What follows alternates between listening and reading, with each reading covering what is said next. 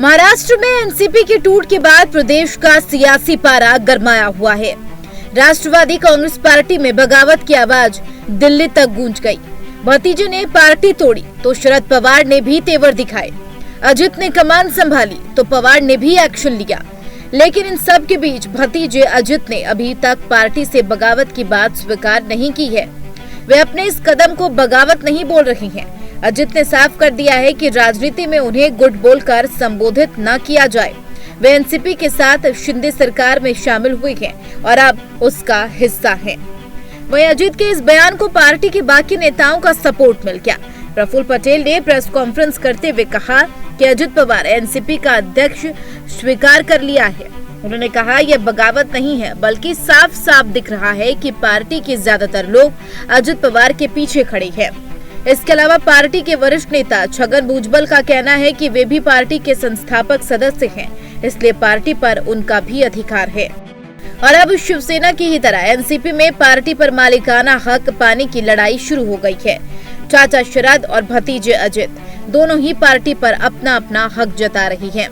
दोनों इसके लिए अपनी अपनी दलीलें पेश कर रही हैं। लगभग पूरी तरह से टूट चुकी राष्ट्रवादी कांग्रेस में यह पहली बार हुआ है जब पार्टी के इतने बड़े नेता उससे अलग हुए हैं और एनसीपी दो राह पर खड़ी है।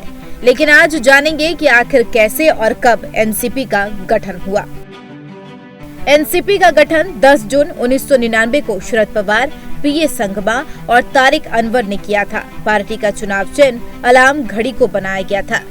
एनसीपी बनने की मुख्य वजह सोनिया गांधी थी, जिसके विदेशी मुल्क का मुद्दा उठाते हुए शरद पवार और उनके सहयोगी साथी उनको कांग्रेस का अध्यक्ष बनाने का विरोध कर रहे थे। पवार के सुरुख से नाराज सोनिया गांधी ने उनको पार्टी से बाहर निकाल दिया, जिसके बाद पवार ने कांग्रेस से अलग होकर नई पार्टी की नींव रखने का ऐलान किया और नई पार्टी बना ली। तब से अब तक शरद पवार ही एनसीपी की कमान संभाल रही हैं। इसे पवार की दूरदर्शिता और राजनीति में अच्छी पकड़ ही कही जाएगी कि उन्होंने पार्टी को राष्ट्रीय दल का खिताब भी दिलवाया। हालांकि पार्टी में पीए संगमा जैसे पुराने लोग नहीं हैं। संगमा ने 2012 में अलग होकर नेशनल पीपल्स पार्टी बना ली थी, जो देश की राष्ट्रीय पार्टी है। और 2018 में पीएम मोदी को राफेल मुद्दे पर एनसीपी द्वारा क्लीन चिट दिए जाने से नाराज होकर तारिक अनवर ने भी पार्टी छोड़ दी और फिर कांग्रेस ज्वाइन कर ली। वहीं बात अगर पवार के राजनीतिक करियर की करें तो शरद पवार ने साल 1958 में सियासी जमीन पर पहला कदम रखा। उस समय वे कांग्रेस पार्टी की यूथ विंग का हिस्सा बने थे। 60 का दशक आते आते पवार की राजनीति पर अच्छी पकड़ हो चुकी थी।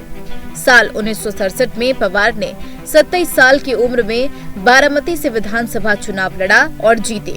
उस समय कांग्रेस की कमान पवार के राजनीतिक गुरु यशवंतराव चौहान थे, जो राज्य के सीएम भी थे। साल 1967 में कांग्रेस की सिंडिकेट ने जब इंदिरा को पार्टी से निकाला, तब इंदिरा की INCR बनाई गई, जिसमें शरद पवार अपने गुरु के साथ शामिल हो गए।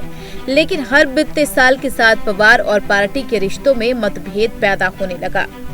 1975 आते आते पवार इंदिरा के नीतियों के विरोधी बन चुके थे।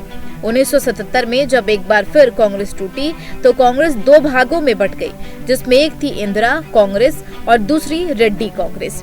पवार इस दूसरी कांग्रेस का हिस्सा बने, लेकिन सत्ता की चाह के चलते 1978 में कांग्रेस यू और कांग्रेस आई के साथ आ गए और साझेदारी वाली सरकार बनी और पहली बार शरद पवार मुख्यमंत्री बने। तब उनकी उम्र 32 साल थी। हालांकि ये गठबंधन 1.5 साल ही चला और 1980 में उनकी सरकार का अंत हो गया, जिसके बाद 1986 में शरद पवार एक बार फिर कांग्रेस में शामिल हुए। लेकिन अब कांग्रेस बदल चुकी थी। इंदिरा गांधी की हत्या हो चुकी थी और पार्टी की कमान उनके बेटे राजीव गांधी के पास आ गई थी, जिसके बाद 1999 तक शरद पवार कांग्रेस में ही रहे। इस बीच पवार हमेशा ही पीएम बनने की कोशिश में लगे रहे, लेकिन कांग्रेस के बड़े नेताओं के दखल के बीच उनका यह सपना कभी कामयाब नहीं हो सका। इस दौरान एक बार फिर ऐसा मौका आया जब कांग्रेस के फैसलों से नाराज होकर दूसरी बार पवार ने अलग होने का फैसला लिया। 1999 में सोनिया गांधी के विदेशी मुल्क का मामला उठाते हुए कांग्रेस से अलग होकर एनसीपी का गठन कर लिया। लेकिन सत्ता की चाह में उन्होंने एक बार फिर कांग्रेस के साथ गठबंधन में जाकर सरकार बना ली। साल 2004 में यूपी की सरकार में शरद पवार को कृषि मंत्री बनाया गया। इस वक्त मनमोहन सिंह देश के प्रधानमंत्री थे। पवार 2010 तक इस पद पर रहे। इसके अलावा उन्होंने बीसीसीआई के अध्यक्ष का भी पद संभाला है। हालांकि उन पर भ्रष्टाचार के आरोप भी लगते रहे। शरद पवार कुल 4 बार महाराष्ट्र के मुख्यमंत्री बन चुकी है, लेकिन सियासत के चाणक्य कहे जाने वाले पवार की पावर उनके भतीजे अजीत ने छीन ली है और अब वे अपनी ही बनाई हुई पार्टी पर मालिकाना हक पाने के लिए संघर्ष कर रही हैं। Bureau report, TNP news.